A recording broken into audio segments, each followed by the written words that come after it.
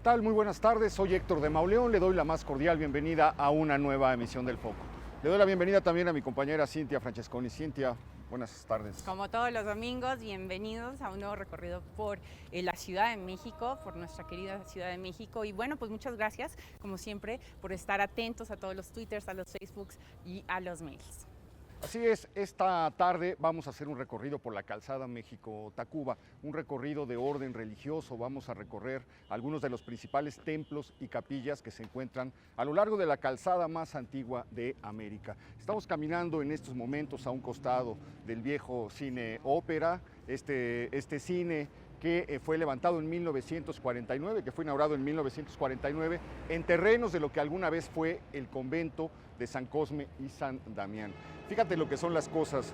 Estamos acostumbrados, Cintia, a destruir el pasado para levantar lo nuevo.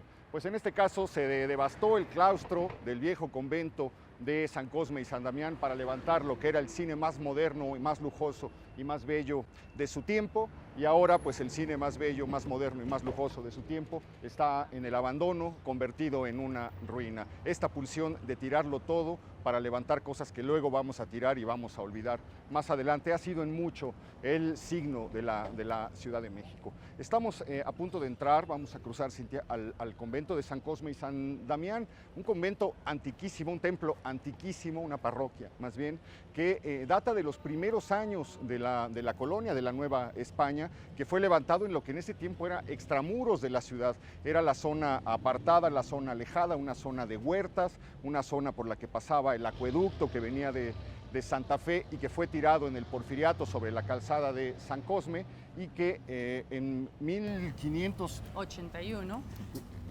Bueno, en 1581, Fray Juan de Zumárraga abre esta ermita, abre un hospital también al mismo tiempo, específicamente hecho para atender a los indígenas que llegaban de los campos, a los indígenas más pobres que no alcanzaban a llegar a la ciudad, al centro, y se quedaban aquí enfermos para ser tratados y para curarles todos sus males.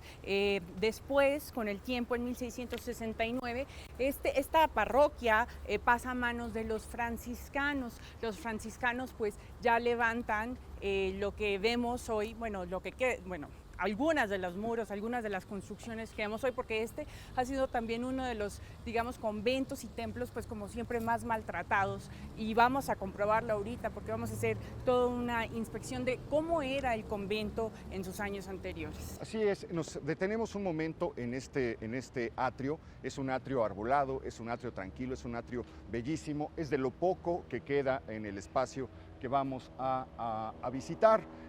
Hay toda una leyenda acerca de la construcción de este espacio.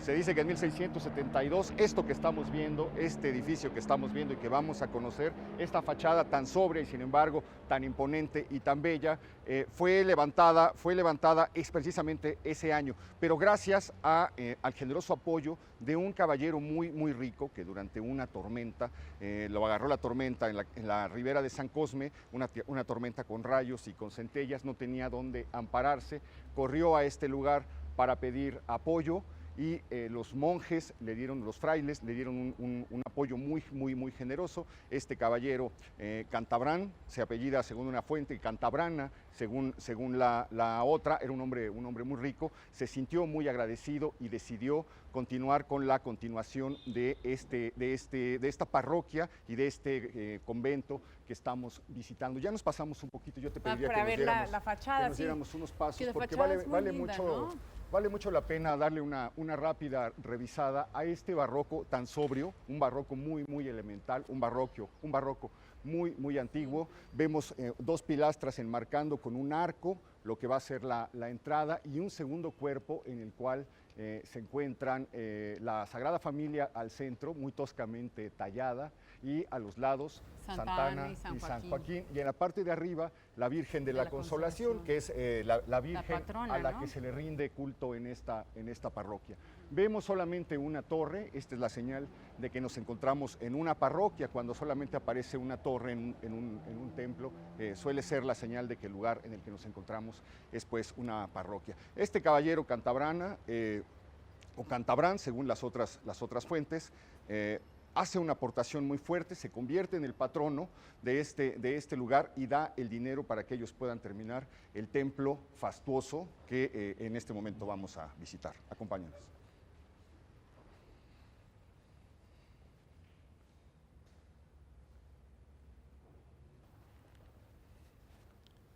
Bueno, estamos entrando al templo de San Cosme y San Damián, estos dos santos médicos sobre los que gira una leyenda bellísima del siglo II.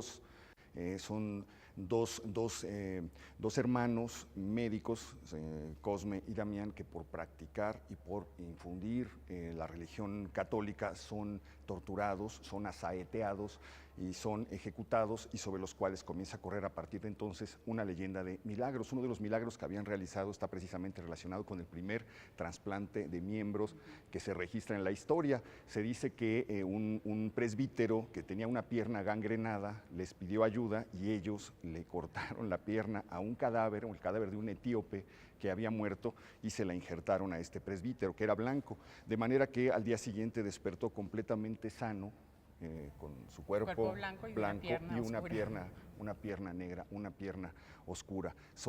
A partir de entonces se convirtieron en los santos de los médicos, de los enfermos, etcétera. de los boticarios, de todo lo que tiene que ver con la medicina, y también dicen que, bueno, hacen milagros con respecto a todo lo que es donaciones de órganos y tejidos, obviamente, por estas razones, ¿no? Así es. Ahorita en un momento vamos a ver que hay dos santos más relacionados con la medicina, uno al que le vienen a pedir los enfermos de cáncer, que está del lado derecho del lugar en el que acabamos de entrar, pero por lo pronto pues vamos a disfrutar de la belleza de este templo, de este templo de planta cuadrangular, con unos confesionarios bellísimos, churriguerescos del siglo XVIII, que son verdaderamente portentosos, coronados todos con una tabla, con un lienzo. Aquí vemos a la Virgen de Guadalupe coronando el retablo del siglo XVIII, y que tiene la belleza característica de los templos del XVIII, de los templos churriguerescos, especialmente por el portento que tenemos aquí enfrente, que es este altar, el altar mayor, que no corresponde a este templo. Fue traído en 1937, estaba en un convento arrasado que se llama el convento de San Joaquín. Él estaba ubicado en las inmediaciones también del pueblo de Tacuba, pero el altar fue cortado para ser incrustado en este lugar. Vale la pena detenerse un segundo a mirar la minuciosidad del trabajo, esas tres avenidas que componen el altar, estos dos cuerpos rematados espectacularmente en la parte de arriba con un Cristo crucificado, y la cantidad de figuras de la corte celestial que lo están poblando y que nos están narrando cosas que desgraciadamente en estos tiempos ya no sabemos leer, porque en la Nueva España lo que tendríamos aquí era un libro abierto que los fieles podrían interpretar a través de cada figura para saber las historias y los mensajes que los retablos les estaban mandando. Tenemos poquísimos datos, no existen datos, por ejemplo, sobre el arquitecto de la parroquia de San Cosme y San Damián. Sabemos, no hay datos sobre el autor de este retablo, pero la factura es extraordinaria, Cintia, es un retablo en verdad notable. Sí, yo lo que observo es que realmente hay muchísimos figurines, comparado con otro tipo de retablos que seguramente están, como tú decías, contando alguna historia, ¿no? En particular. Vemos a todos los apóstoles casi, y pues además hay un Cristo maravilloso que está en la parte de arriba, que obviamente llena pues el retablo de significado, ¿no? Así es. De este lado tenemos lo que se conoce como el Señor del Fuego. Este es un Cristo que era un Cristo, pues, como cualquier Cristo de la Nueva España del siglo XVIII, pero se quemó durante un incendio que ocurrió precisamente aquí en San Cosme y San Damián. De hecho, uno lo alcanza a ver, se salvó. Está carbonizado, está completamente carbonizado, y lo mismo que la cruz, y sin embargo se salvó. A eso se le pues, fue considerado un milagro, y a eso debemos que se le hayan colgado infinidad de milagritos de personas que vienen a pedir favores a este lugar. También lo llaman aquí, lo que estoy viendo es que también lo llaman el Señor de la Salud, Señor de los Dolores o del Fuego. Señor Jesucristo, bueno, esta es la oración, entonces pues seguramente, obviamente tiene que ver con todo lo que, digamos, quiere decir esta parroquia en cuanto a la salud, a los enfermos, a la gente que está pues padeciendo males, ¿no? Así es, la parroquia se encuentra en un magnífico estado de conservación, es un lugar muy bello, pero lo poco que queda del claustro se lo vamos a presentar porque es un lugar al que pues, prácticamente nadie ha entrado nunca o hace muchos años porque se fue convertido en vecindad y vamos a ver los restos de lo que fue esa vecindad, pero salvo todo ese espacio deteriorado, podemos hablar de una capilla que en verdad vale muchísimo la pena. Me llama la atención esta portada, lo que se llama portada interior, que abre la puerta de esta capilla. No es común encontrar una portada interior de esta naturaleza tan bella en este lugar, que es una capilla muy modesta, pero vamos a bajar un poco la voz, pero que me gustaría que usted nos acompañara a conocer, porque aquí se encuentra precisamente la tumba de don Joaquín García y Casbalceta. Una persona, bueno, ahí están las fechas de su nacimiento, 1825, y de su muerte, 1894.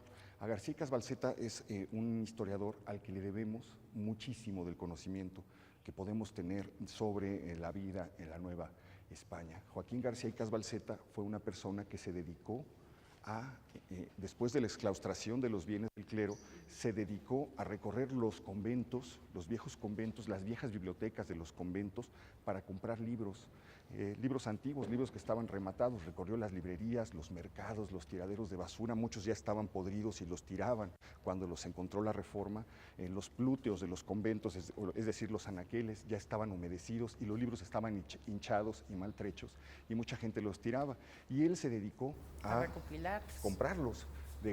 Gastó una verdadera fortuna, dilapidó sus bienes comprando esos libros y haciendo listas y catálogos de todo lo que se había publicado en la Nueva España. De hecho, a él le debemos la traducción de la primera crónica que hay sobre la historia de la Ciudad de México, que es el México en 1554, de Francisco Cervantes de Salazar. Se tardó 25 años traduciendo un libro que se daba por perdido y que es el primer relato. Vale mucho la pena que usted si está interesado en conocer la historia de la ciudad, que lo consulte. Se llama México en 1554, el autor es Francisco Cervantes de Salazar y es la primera crónica urbana, el primer relato que hay sobre la Ciudad de México. También fue uno de los primeros miembros que hubo de la Academia de la Lengua aquí en México y que, bueno, ocupó creo que el asiento número 3, creo que era realmente respetado y honrado por todos sus colegas, ¿no?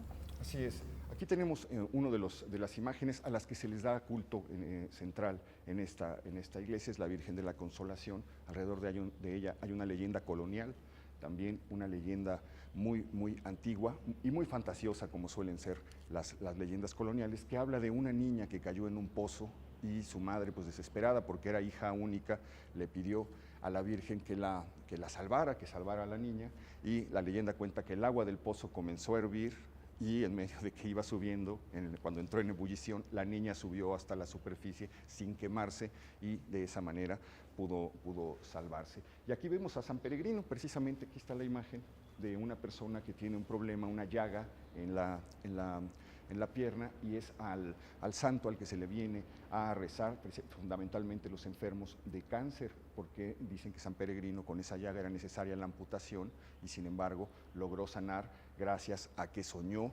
que Cristo iba y lo arrancaba de una cruz y cuando despertó estaba completamente sano.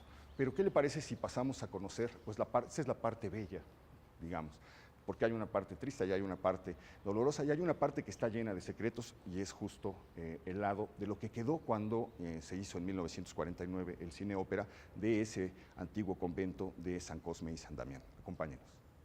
Mira lo que ven allá, no se alcanzaba a ver desde allá cerca, pero se ven todas las pinturas del originales. Son San Cosme y San Damián. San Cosme y San Damián.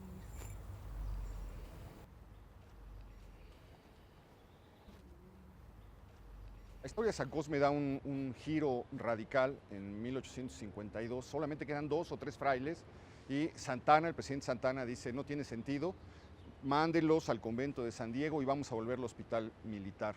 Funciona como hospital militar durante unos años, pero en 1862 se fracciona para convertirlo en habitaciones particulares. Vamos a ver todavía los restos de esas habitaciones particulares porque las vamos a poder encontrar bosquejadas. Bueno, pues la persona que nos va a acompañar a lo largo de este recorrido para explicarnos los secretos de este antiguo convento es nada más y nada menos que el padre José de Jesús Aguilar Valdés, a quien le doy la más cordial bienvenida. Padre, muchísimas gracias. ¿Qué tal? Bienvenidos. Muchas gracias por recibirnos. Una batalla campal la que está librando usted todos los días por mantener y preservar este tesoro que tiene una historia pues de ¿cuántos siglos? Hay que tomar en cuenta que todas las parroquias, especialmente del siglo XVII y XVIII, no solamente hay que cuidar todo lo que es el inmueble como tal, lo que significa estar cuidando que las vigas no se deterioren por la polilla, sino también los archivos, las esculturas, las pinturas y tantas cosas más. De archivo parroquial hay que recordar que casi todos los libros fueron llevados al archivo de la nación cuando los bienes de la iglesia fueron incautados, por lo que de archivo tenemos solamente bautismos y matrimonios a partir de 1901, bautismos y 1906 a partir de los matrimonios, ¿no? Tú fuiste bautizado acá, ¿no? Sí. Yo fui Estabas bautizado. pues es que este es tu barrio, ¿no? Aquí es, claro, el barrio toda. Pues seguramente hay algo por ahí. Ay, híjole, no, ya. Aquí está el nombre, ¿dónde está? No crean que ya lo teníamos todo arreglado. Héctor Roberto, ¿sí? Hijo del señor Roberto de Mauleón. Así y es. de Irma mira. Amalia Rodríguez. Aquí está. Aquí Y esto es. es 1963. Decimos 7 de abril. 63. Fue bautizado el día 28 de diciembre, o sea, el Día de los Santos Inocentes. Caray, Esperemos con que- razón, eso me explica tantas cosas de mi vida, padre. 6 meses después de que naciste. Caray, bueno, mire, pero este es un documento, bueno, pues no relativamente tan antiguo como este que tenemos aquí, estos y que de sí que es estos son los más verdaderamente antiguos, ¿no? apabullante. Muchas gracias. Esto, por ejemplo, es que dice en la Ciudad de México, me imagino, y en la capilla arzobispal, situada en la segunda calle de Santo Domingo, Número número 8, 8, a los 24 días del mes de septiembre de 1909. 1909. Yo, el padre Eugenio Durán, con autorización de la Sagrada Mitra, asistí al matrimonio que por palabras de presente, ya me perdí, Hicieron válido verdaderamente facto. entre Fernando Lisiaga y la señorita Paz Lavista. Estos, todas las es el primer firmas y todo. registro de un matrimonio, aquí están los testigos, las firmas garigoleadas de esa época, estamos hablando de un La documento letra, seguramente de una letra. 1909. Hay que recordar que siempre en los libros era obligatorio el uso de la tinta negra, porque la tinta azul se desaparece más fácilmente con el tiempo y tenía que hacer totalmente a mano. Incluso las firmas estaban prohibidas que fueran de sello, aun cuando ya existían sellos como lo Eso podemos era lo que iba a mencionar, ver en el este- sello, este era el sello en este de la lugar. parroquia. Qué increíble. Muy bien. Cada parroquia tiene su sello, ¿no? Sí, cada parroquia tiene su propio ¿Y esto que sello. tenemos aquí? Y estos son los libros de bautismos que se refieren a junio, especialmente del año 1901. Siempre se deja un espacio después del nombre porque cuando alguien se casa, se confirma o se hace sacerdote, tiene que ponerse aquí notas marginales.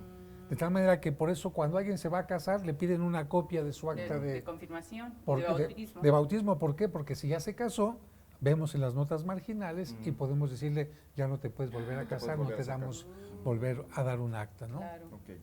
Bueno, padre, ¿por qué no hacemos un pequeño recorrido por lo que queda del claustro del convento de San Cosme y San Damián? Entramos a las diversas dependencias, vemos en qué estado se encuentran y sobre Sí todo queda, ¿verdad? qué cosas y qué Restos. tesoros antiguos se guardan ahí. En lo que vamos, me gustaría hacerle la primera pregunta. ¿Dónde están los restos del virrey, del marqués de Casafuerte, que fue sepultado en esta parroquia y cuyo es que Es el la tumba misterio. desapareció en 1873? Pues sería el secreto de los 64,000 porque lamentablemente no existe un documento que le haya dado seguimiento a esto, ni de parte de la parroquia, ni de parte de quienes los movieron. Sabemos que era una escultura, un sepulcro de un cuerpo yacente, todo en mármol, pero parece que solamente hay un elemento de esto en el castillo de Chapultepec. Lo demás, lamentablemente, se ha destruido. Muy bien. Pues sigamos, vamos a comenzar este recorrido. Cada 8 días te vemos. ¿Verdad que luego anualmente? Ay, muchas gracias, de verdad. Es maravilloso. ¿Sí les gusta? A nosotros nos encanta hacer lo que somos. Espero que se note. Me encantan tus tacones que aguantas, camina y que subes escaleras. Claro, bueno, son plataformas, y ahora traigo plataformas.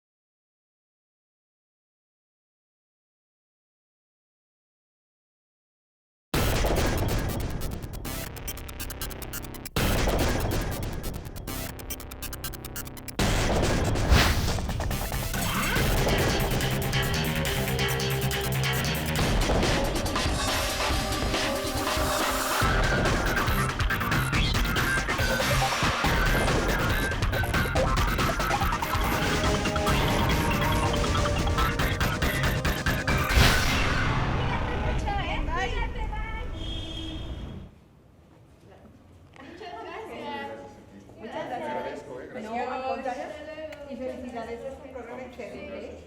Gracias. Que tenga bonito día. Gracias, seguimos.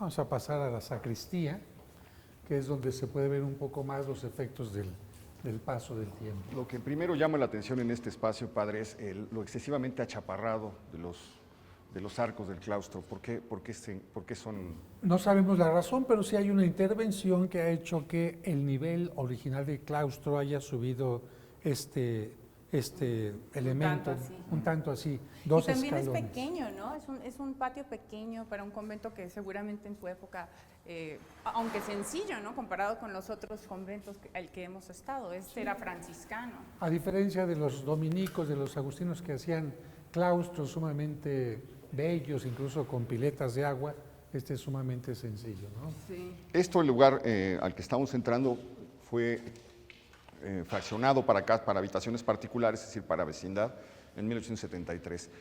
Esta parte, de acuerdo a lo que me han informado, funcionaba como comedor e incluso la parte que está atrás, digamos, de este lugar, fue una cocina.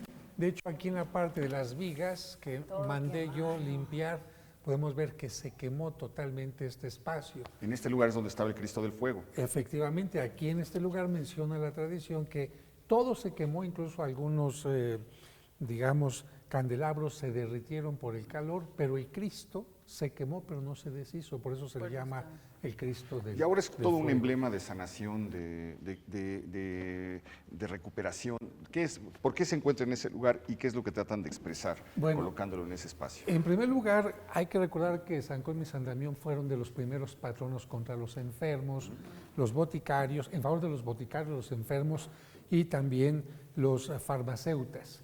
Entonces, si esta parroquia sirve para que todos los enfermos tengan alguna ayuda, pedimos por los quemados y al mismo tiempo los bomberos han tomado al Cristo del Fuego como un protector, porque si estuvo en el fuego pero no le pasó nada, entonces... Es increíble, solamente perdió los dedos. Sí, solamente los dedos. Exactamente. Se Y carbonizó ese Cristo estaba totalmente. aquí, entonces en este cuarto que se incendió. Totalmente. Vamos ahora a ingresar a lo que era el bautisterio, donde por cierto tanto tú joven... estuviste aquí. Claro, aquí estaba la pila bautismal. Aquí estaba la pila Hace yo no sé bautismal. cuántos años. Muchas iglesias tenían el bautisterio en una forma separada. no formaba parte de la iglesia porque el bautismo servía para incorporarse a la iglesia. Y recordamos que en lugares como en Pisa, en Florencia, el bautisterio estaba totalmente fuera de la iglesia. Claro. Y en muchas iglesias lo que se hacía para que no interfiriera con la misa, el bautisterio era un lugar aparte. Y la pila está afuera, ¿no? La pila Quedan las huellas de la está pila en el ahí. claustro, pero ahora podemos ver, aquí se encontraban los restos de la pila. Este lugar se había perdido y ahora estamos tratando de recuperarlo. Y aquí va a quedar otra vez, esa es la idea suya, padre. Esta ¿verdad? es la idea, ahora está fungiendo como sacristía temporal porque la sacristía está en una restauración sumamente importante. Y cuando estábamos haciendo una cala en los muros para colocar los santos óleos en lo que es ahora la sacristía, nos encontramos con una sorpresa porque encontramos restos humanos. ¿Vamos a verlos? Vamos a verlos. ¿Restos humanos cómo es eso, padre? Bueno, pues O sea, empotrados en la pared. empotrados en la pared. Nosotros pensábamos que quizás podrían haber sido Los del restos virrey de Casafuerte. del virrey, pero con un estudio nos dimos cuenta que se trata de un niño entre 8 y 10 años y no es raro que en lugares como estos la gente enterrara a su gente querida, ¿no? Estamos exactamente detrás del altar. Estamos exactamente detrás del altar. Quiere decir que aquí estuvieron los restos también del virrey. Los en esta restos, zona. los restos del virrey estuvieron en el presbiterio, es decir, junto al altar, donde ahora se encuentra el órgano. Lamentablemente, estos restos desaparecieron, como hemos dicho, y afortunadamente el retablo no ha desaparecido y otras cosas que sí han desaparecido. Bueno, ese retablo sí desapareció. El retablo El original retablo, ya No, no porque el está. que estamos viendo es de de, San de, Joaquín. Ajá, de San el Joaquín. retablo original, vamos a decir, nunca existió porque esta parroquia perteneció a los más pobres de los pobres Ya, religiosos. entonces nunca tuvo claro. Nunca tuvo Ok, retablo. qué bueno. Cuando el de San Joaquín iba a ser destruido, Se el lo párroco trajeron de para aquí tomó medidas y dijo que podía perfectamente colocarse Ok. aquí. Los restos Están en aquí, este- ¿verdad? Entonces, Los restos están empezaron a exactamente en este lugar. construir y de pronto se encontraron. Aquí se hicieron calas porque tenemos que ver cómo están los muros, ya que los techos empezaron a caer, y entonces aparecieron estas maderas que no son otra cosa que los restos del ataúd Ataúd. de la persona que aquí se encontraba.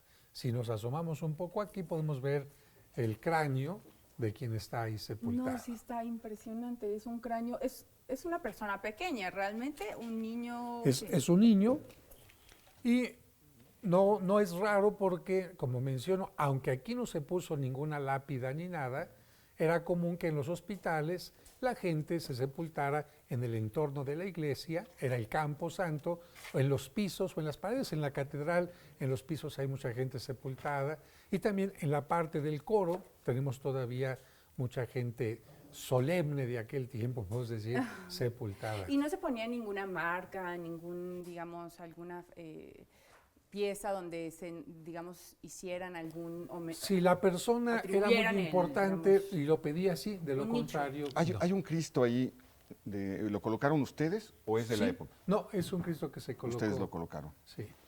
para santificar. ¿no? Digamos, no es nada agradable de repente en una pared abrir y descubrir el cuerpo de una persona. No sabes su historia, qué pasó, entonces siempre es conveniente. ¿Por qué pedir por no los nos difuntos. movemos un poquito para ver si la cámara logra meterse Claro que de sí. alguna manera y poder captar lo que ya muy difícilmente se aprecia como unos restos humanos, los restos de Lo un que se ve ahí de un pues, es cráneo. el cráneo de la persona.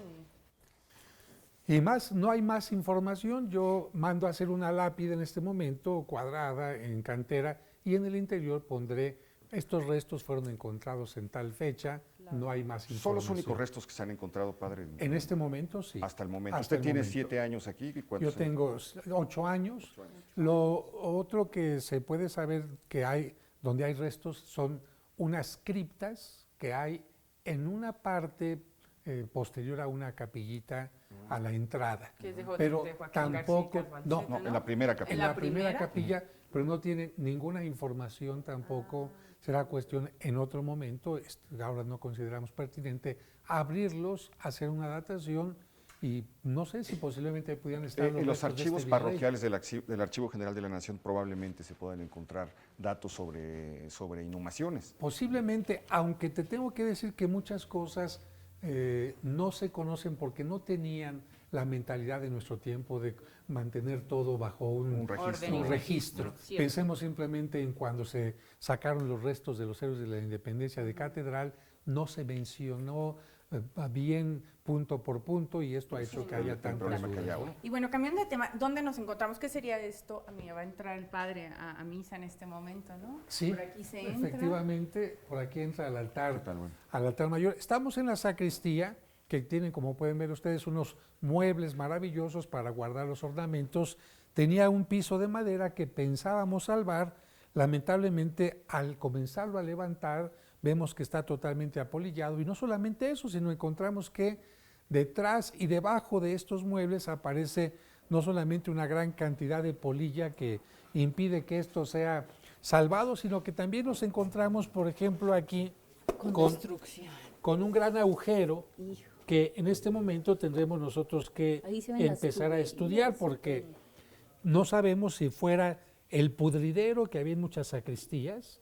En todas las Claro. catedrales e iglesias tenía que haber un gran agujero donde se tiraba, se quemaba la palma de los domingos de Ramos, los ornamentos que ya no servían, o incluso algunas imágenes que ya estaban muy deterioradas, o si pudiera ser alguna tumba, o si fuera también en algún momento determinado simplemente problema Corrosión de de la humedad. hundimiento. Pues este es una oportunidad para decir que las autoridades culturales tienen que tomar nota del estado en el que se encuentran estas cosas y hacerlo conducente para preservarlo, porque estamos hablando de un recinto que data de 1581, la fecha de su primera edificación, y que desde entonces, pues lo que estamos aquí viendo es historia acumulada, aunque haya tenido momentos, digamos, de abandono o de destrucción. Acumulado también podemos decir, utilizando tu palabra, la humedad La que humedad. lamentablemente aquí en los muros de la parte oriental de esta sacristía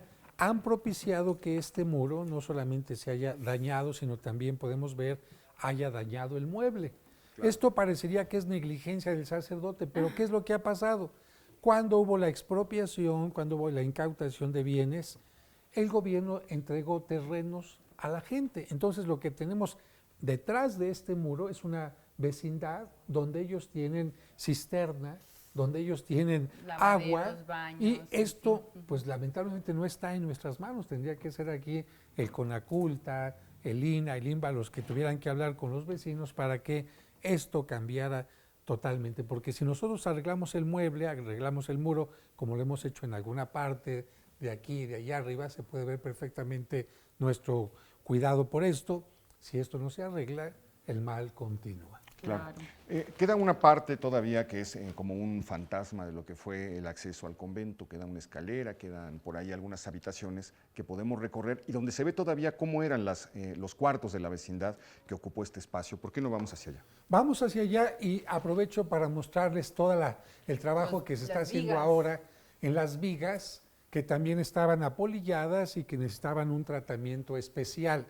Lamentablemente podemos ver en esa parte del muro que en un tiempo fueron cortadas 2 vigas que estaban cargando totalmente el peso. Lo que hace que sea muy peligroso estar allá arriba. Y esto hace que, bueno, se haya puesto, podemos ver aquí, una trave metálica que ahora ha resuelto el problema, pero pues podemos ver que no siempre se ha actuado en una forma correcta. Pues padre, Pero es que usted recibió esto realmente casi que en ruinas, ¿no? Y además con ciertas diferencias en cuanto a la construcción, que seguramente cada dueño o cada habitante de cada cuarto de la vecindad fue cambiando a su acomodo, ¿no? yo te puedo decir que si en una casa el padre y la madre de familia no tienen cuidado en estar constantemente restaurando, cuidando, los males se van haciendo cada vez mayores, y lo que vamos a ver ahora es que los techos se desplomaron literalmente, es decir, 8 techos de este claustro están literalmente en problemas, 4 se han arreglado, pero afortunadamente no causaron ninguna pérdida porque el peso de las piedras, de las vigas, pudieron haber causado incluso Vamos aquí a la una muerte. izquierda. Vamos a subir ahora a la zona de claustro alto. Pueden ver que todas lo que serían los recubrimientos de esta parte fueron levantados precisamente para hacer calas, porque aquí, por ejemplo, vemos lo que fue una puerta que seguramente sí, conducía a la sacristía y que en algún tiempos momento del mismo convento fue tapiada. está medio quebrada ya, ¿verdad? Sí, Separado. Estamos pisando un piso del siglo XVII, del siglo XVIII, el piso del original. siglo XVII sería el piso como tal. 1670 y algo. Y aquí vamos a entrar a esta parte de distintos cuartos, incluyendo... Estas obras, padre, se están haciendo a costa de quién, a cargo de quién y con qué objeto. ¿Por qué encontramos esto en este proceso de remodelación? Bueno, podemos decir que parte de la ayuda de las cubiertas del claustro han sido hechas con la ayuda del Conaculta. Y la otra parte, toda esta parte de los muros, de los pisos, de las calas, se están haciendo solamente por parte de la iglesia como tal. Y vamos a pasar primero, si les parece, a la parte de los claustros altos, la parte de los claustros altos, donde se ha caído el techo. Esto que estamos viendo ahora, que vemos con vigas antiguas, pero con una madera que se ve nueva, nos indica que los techos se cayeron literalmente, totalmente. Y se tuvo que poner vigueta y bovedilla, y después debajo de la vigueta y la bovedilla, las tablas y las vigas para dar la apariencia de cómo eran estos cuartos en aquel tiempo. Y ahora pasaríamos a lo que ahora está sirviendo un poco como bodega, pero que está haciendo la parte posterior del retablo. El retablo, que es la parte que ustedes han visto ya dorada con las esculturas. Aquí está todo el armazón de madera de la parte O sea, posterior. esta es la parte de atrás. Sí. de la- Y del aquí, retablo. y aquí se puede ver la gran cantidad de polvo, de tierra, de piedras que Piedras. cayeron Hay con unas motivo. escaleritas también aquí. Sí, para entrar en el estas templo. escaleras son para que los que lo formaban, los que lo están cuidando constantemente, tengan acceso para subir y poner flores, para limpiar. Padre, en la parte o de allá cambiar veo las imágenes. una ventana tapiada con una herrería antigua. Sí, aquí podemos ver que no se respetó de parte de los vecinos cuando construyeron un edificio cárcel. el espacio de el mismo convento. Es el ¿no? edificio vecino. Y esto que vemos aquí, porque crea una imagen, a ver si la cámara nos puede acompañar hacia este lado, porque crea una imagen muy, muy inquietante, entrar a un recinto en el cual uno encuentra toda esta serie de figuras pues ahí acomodadas con expresiones diversas. Es como parte de un nacimiento, ¿verdad? Sí, bueno, incluso encontrar a Satanás es un poquito curioso, pero sí, estos elementos que están hechos de cartón forman parte de dos elementos, el nacimiento que se pone en el atrio y al mismo tiempo el Vía Crucis que se pone en el atrio. Esto tengo poco tiempo de ponerlo desde que llegué a este lugar y nos muestra también pues la mano de obra maestra de los cartoneros de México, ¿no? Que podría parecer esto que se trata de una escultura incluso De barroca. caña, ¿no? Parece un Cristo de caña. Pero es totalmente ligero, si Cartón. ustedes lo cargan, Sí, no, bueno. no pesa absolutamente ¿Y esto nada. se hace en dónde? Esto lo hacen en Tepeji del Río Ah, perdón. y pues permite que sobre todo los niños vuelvan a recuperar las imágenes como algo pedagógico. A ver si no se cae. Para que tomen imágenes, mira, se ve todo eso. Y allá también hay. Bueno, de hecho, en esta parte se alcanza a ver, pero Son como las... es muy difícil. Aquí se alcanza a ver, no sé si la cámara se puede acercar ahí a tomarlo, algunos de los restos de este lado, de la pintura original de los muros. No sé si sea precisamente la pintura original, porque el retablo es traído en 1937, pero lo que sí sabemos es que en todo caso tendría que ser la pintura que decoraba la parroquia en los últimos años del siglo XIX y los primeros años del siglo XX. Es todo lo que quedó. Y a lo lejos se oye que ha empezado ya un poco la misa. Vamos caminando, ¿no? Padre, pues muchísimas gracias por este recorrido que tuvo todo, ¿eh? Una parte esplendorosa, que es la parte de la parroquia, la parte de adentro, y una parte dolorosa, que es lo que estamos viendo, pero una parte que lo enaltece también porque esta es una lucha que usted está emprendiendo solo. Desde Pues hace yo 8 creo años, ¿no? yo creo que en México hay muchas cosas maravillosas que con un poquito de buena voluntad y con la organización de todos, laicos, católicos, no católicos, el CONACULTA, el IMBA, etcétera, podemos hacer que vuelva a estar en su máximo esplendor, ¿no creen? Sí, un llamado a todos, ¿verdad? A que vengan a poner su granito de arena. Ojalá. Muchas gracias, padre. Padre, le agradezco mucho. Gracias. Gracias. Y nos Y luego que seguimos. nos acompañe, porque todavía tenemos que visitar la Capilla Británica sobre la calzada México-Tacuba. Por allá nos vemos.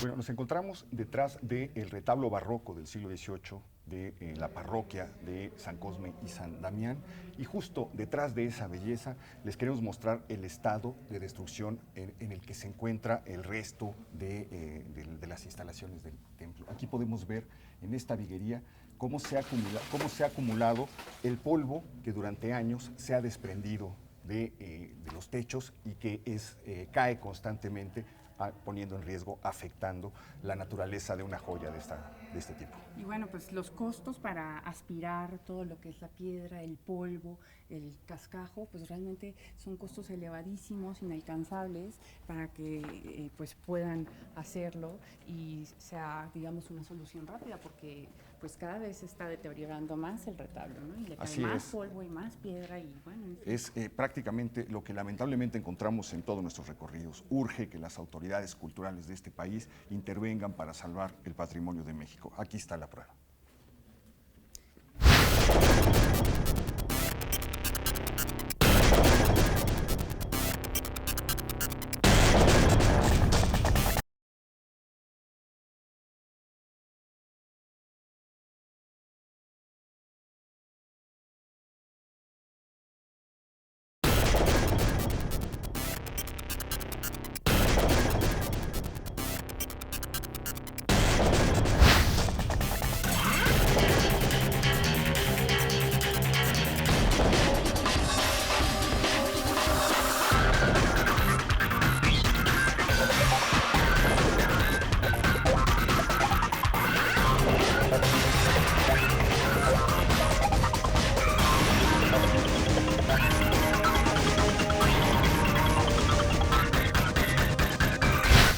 Pues le quiero dar un agradecimiento muy especial a Rosa María de la Torre Sánchez, que es de Saltillo, Coahuila.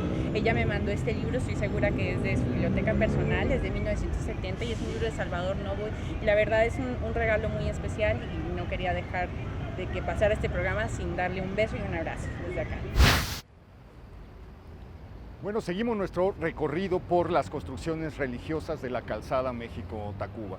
El siguiente punto en nuestro camino es una capilla por la que mucha gente pasa sin saber muchas veces de qué se trata, qué recuerda. Es la Capilla Británica, que se encuentra justo en la calzada México-Tacuba, es decir, en donde termina Ribera de San Cosme y el circuito interior, en la antigua calzada de la Verónica. Hay muchísimas cosas que contar del lugar en el que estamos detenidos en este momento.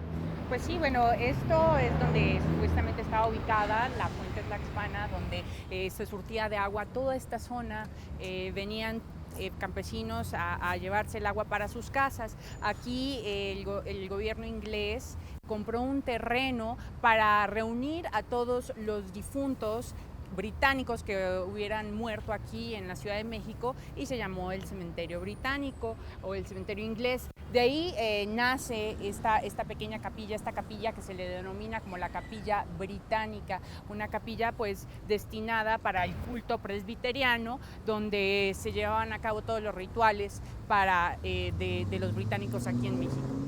Así es, la fuente de la Tlaxpana es la fuente donde daba la vuelta el acueducto que venía de Santa Fe y que culminaba a espaldas de Bellas Artes, donde estaba la fuente de la Mariscala.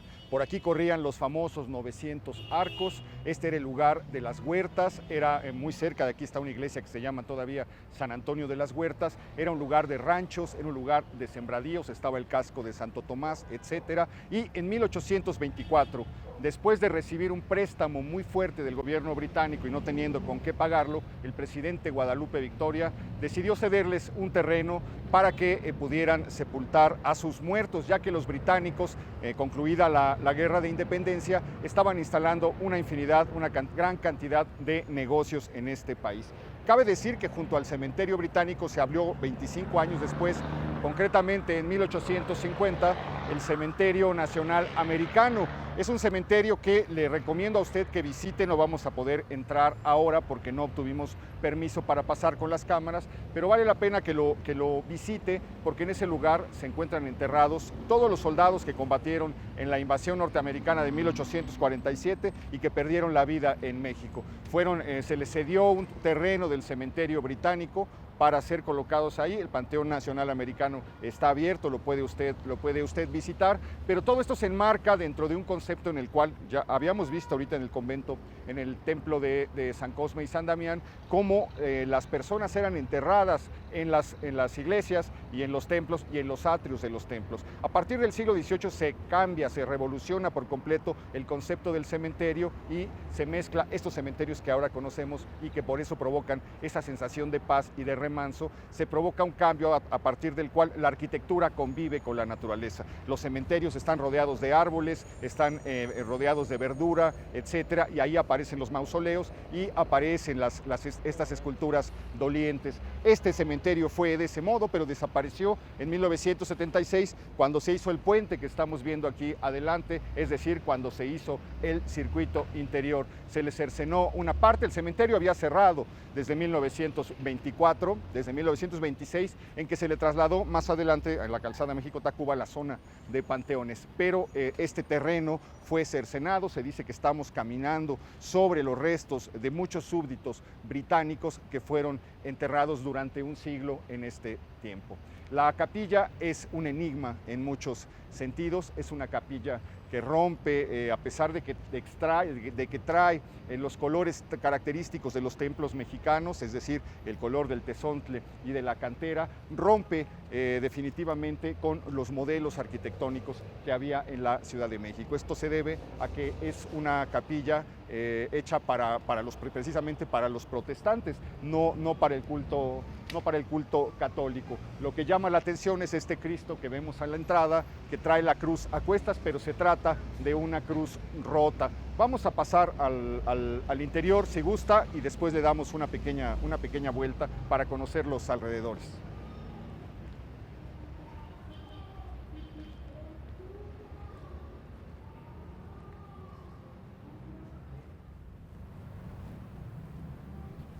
Bueno, pues es el interior de la pequeñísima capilla británica. El lugar, como nos decía Cintia, destinado a dar los servicios a los súbditos británicos que eran sepultados en este cementerio. Vemos dos coros a los lados, destinados precisamente para los servicios, y un pequeñísimo altar y extraño altar que según los entendidos tiene este tipo de piso porque este juego de mosaicos negros y blancos aluden a la vida, la muerte, el bien y el mal, la luz y la oscuridad, Cintia. Exactamente, y bueno, vemos una imagen bastante enternecedora de María Magdalena y Juan el Apóstol acompañando a Jesús crucificado con 2 ángeles arrodillados y la contraparte del sol y la luna en un mármol verde pues suntuoso, que realmente pues seguramente aquí pues era donde se hacían todos los servicios de todos estos soldados, de todas estas personas que morían aquí en la Ciudad de México, además de estar acompañado de vitrales. Aquí vemos a San Pedro, vitrales hermosísimos, un trabajo de vidriería pues realmente suntuoso. También vemos el óculo que está al otro lado en la entrada, que tiene como algo curioso el signo de los jesuitas, que también tiene una placa en la entrada de los jesuitas y que dice Redentor Omnibus, que es el Redentor del mundo, el Salvador del mundo. Lo curioso de este lugar es que hay un debate sobre quién es el autor de este proyecto. Muchos dicen que no se conoce, que es un arquitecto o unos arquitectos desconocidos. Otros se lo atribuyen a Charles Hall, que los primeros años del siglo XIX habría construido este espacio. Es un espacio pequeño que estuvo cerrado muchos años, por eso se volvió misterioso. Era una zona que fue entregada pues, al ejercicio de la prostitución callejera, sobre todo la que da a la parte frontal del Teatro Virginia Fábregas. Los muros del cementerio eran habitados tarde por tarde por un ejército de sexoservidoras a las que les llamaban las muerteras, y este lugar permaneció cerrado mucho tiempo hasta que se abrió por ahí de los años 80 y se convirtió en una especie de centro cultural en el que se van, como estamos viendo, exposiciones y donde se han impartido también con cierta regularidad talleres de poesía. Algo curioso es que iban a trasladar esta capilla a México Tacuba 1129, iban a mover piedra por piedra para reubicar esta capilla, lo cual, pues como es obvio, nunca se hizo. Entonces, ese es un dato como muy curioso de este lugar. Sí, existió el proyecto de trasladarla, pero bueno, teníamos la idea de seguir caminando por México Tacuba hasta llegar al pueblo de Tacuba, precisamente para visitar el templo de San Gabriel.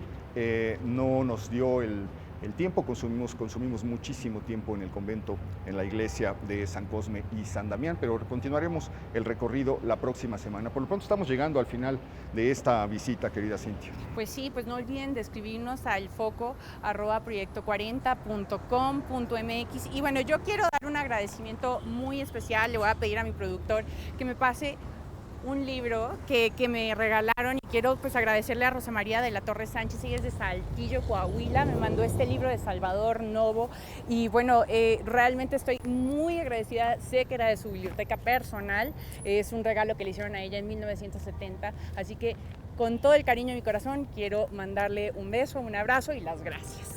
Así es, y rogarles a todos los demás que nos sigan escribiendo, que nos sigan enviando sus comentarios, sus tips, sus sugerencias. Ya nos han dado muchísimos datos para que podamos hacer un programa en Santa Fe. Nos llegaron toda la información. La señora Pati de Méndez, vamos a preparar ya pronto un programa con esa información. Así que todo lo que nos llega, todo lo que nos envían, lo estamos utilizando para hacer programas en el futuro. Pues escríbanos a Twitter, @sinfrancesconi, saben que estamos conectados siempre. Y @HDZ_Mauleón. Le agradezco muchísimo que nos haya acompañado, lo espero como todas las semanas, ya lo sabe usted, aquí en El Foco. Gracias, Rosa María, gracias.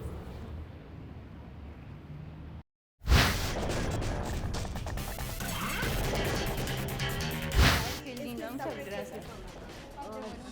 Saluden a la cámara. Van a salir este va a salir el domingo a las 5:30.